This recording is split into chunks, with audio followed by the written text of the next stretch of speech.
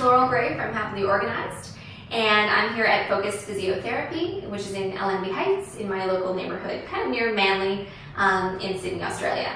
And my lovely, wonderful physiotherapist, Sally Postma, is here to give a little bit of insight into how you can better arrange your workspace. The reason I'm here is because I had all sorts of problems that lasted a number of years, and I was waiting a long time to go and actually seek treatment because I just thought it was related to other stuff, to stress, to all the other things happening in my life, and actually it was a postural problem that I had that linked back to all the funky ways that I was sitting throughout the years. So Sally is here, and she's going to give us a little bit of insight into some of the things that we can do to set up our ideal workstation. Okay, now I have really bad posture, so this is going to be good. I'm a good demo person. It's improving, yes. It used to be that I was sitting kind of like this, wasn't it, when I first started coming Something here? like that. I looked like the hunchback. Yeah. So in your ideal situation, your feet should be flat on the ground, and if they can't be flat on the ground, you should be using a small stool so that you can achieve that. Your hips and knees should be around about 90 degrees each.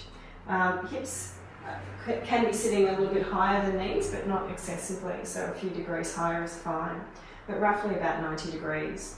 Ideally, you should be doing what Laurel's doing and wiggling your bottom as far back as you can into the back of the chair and not sitting on the edge of the chair. And the chair should have a nice back that's adjustable so that you can adjust where you feel is comfortable so that you're not feeling like you're leaning too far backwards. If the chair doesn't suit you, there's nothing you can do about the chair. You can put a folded towel, or you can get specially designed, really inexpensive lumbar rolls or thoracic rolls that can fill that gap for you. The other thing to think about is does the chair have arms? If it does, preferably remove them, especially if you can't get those arms underneath the desk.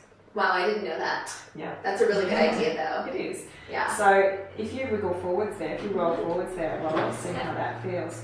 Now, okay, wow. We can see there's something wrong here. So Laurel's having to move her elbows quite high to reach the desk. And ideally, your elbows should be bent at about 90 degrees, and you can see that angle is higher. Mm-hmm. And for her to get to the keyboard, she now has to lift her wrists and her fingers quite high to type, which is going to set her up for RSI tendon type problems. The other thing to think about is how far away you are from the screen. And in the literature, the ideal length, I mean, it varies, it's going to vary a little bit, but generally if you're about an arm height, arm's length away from the screen, that's the general recommendation. Your shoulders should be relaxed, not sitting up high. You should be able to pull your shoulder blades back a little bit, and this is commonly a problem we see in office workers.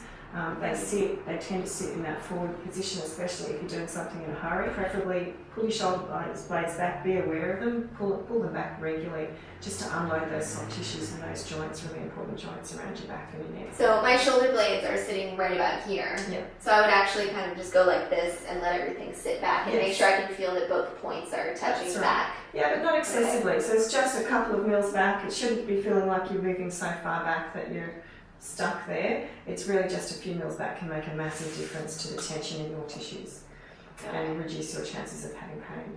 The other thing to think about is the height of the screen. This is way too low for you.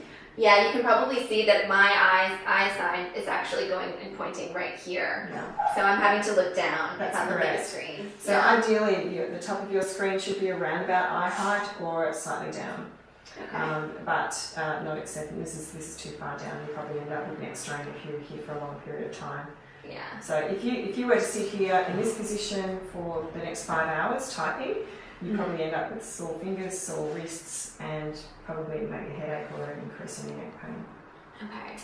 That leads me to the number one question that I really want to find out, which is if you're experiencing this kind of pain, just even if it's just a little bit, how do you know when you've reached the point that you have got to go and see someone like a physiotherapist like you who is really professional and can treat that? Firstly, it's impacting on your daily life, so you're finding it difficult to do your everyday activities, you're unable to play the sports you want to play, you're finding it hard to concentrate at work, those sorts of things, difficulty sleeping.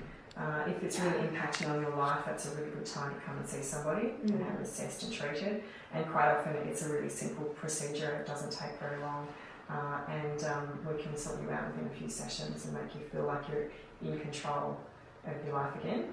Yeah. That's our goal. Absolutely, because I think I've seen you for 4 times now, and it's made such a huge difference. I mean, just even the first time, just being aware of the things that I was doing that I didn't even realize made such a huge shift for me. Great. And That's it's really what we're changed after. my quality of life. Quite often it's the keep it simple principle. Absolutely. So you would recommend don't delay if you really are feeling something, go and at least get it assessed. Yeah, and common issues would be your neck pain, headaches, shoulder pain, wrist or hand pain, or backache. They're very common problems you see with office workers. In the general population, anywhere between 15 and 40%, 44% of people could be experiencing neck pain. But in office workers, people who work in offices for long periods of time, that can jump to 50 to 60%. Which is quite substantial. Absolutely. Sometimes desks are not set up correctly, or people are not taking enough breaks. They really need to take a break at least every hour. Awesome, that's really helpful. Great. Thank you so much for your time. You're welcome. And as always, I'm going to challenge you to go back. If you are experiencing this kind of pain, think about what you can do. Go get in touch with a physiotherapist and find out what it will take for you to just get an initial consultation. I know even on Groupon, they're having all these deals for physiotherapy. You can go and get a really affordable first session and just start the process going, okay? Thanks very much.